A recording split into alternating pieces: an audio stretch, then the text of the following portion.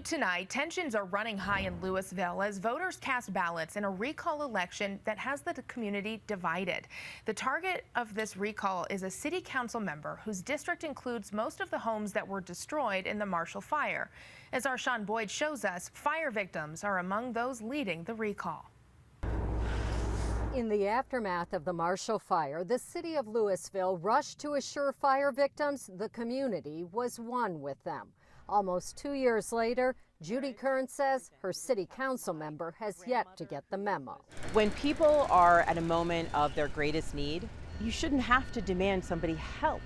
And that's all we were doing, was saying, please help. Kern among nearly 600 residents, many of them fire survivors, who signed a petition to recall Maxine Most, whose district includes 350 of the 550 homes destroyed in the fire. Very, I think, emotionally draining. Kern's house, one of them. She's running to replace Most, who she says not only supported energy upgrades that would have added tens of thousands of dollars to the cost of rebuilding, but initially opposed the use tax relief for fire victims, telling other council members in emails they want us to make decisions based on the level of pain they are experiencing. Why should the community subsidize their increase in personal wealth?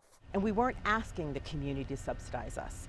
We were asking the community, we're asking the city of Louisville to not charge an additional tax on building materials that is not part of the budget. Most insists it wasn't relief she opposed, rather rebates from the general fund.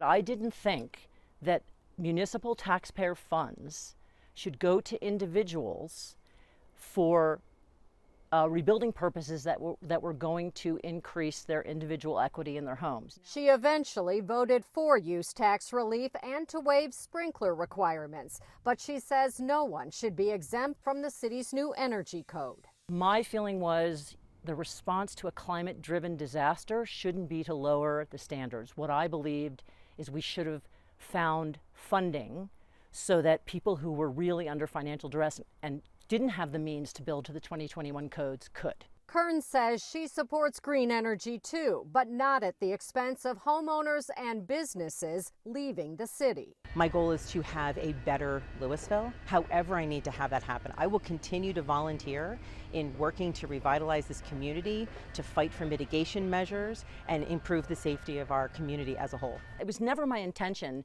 to make people feel like I wasn't trying to help them. But it may have been that the way that I was trying to help them wasn't received very well. So that's unfortunate, and I'm sorry for that. I really am. In Louisville, Sean Boyd covering Colorado First.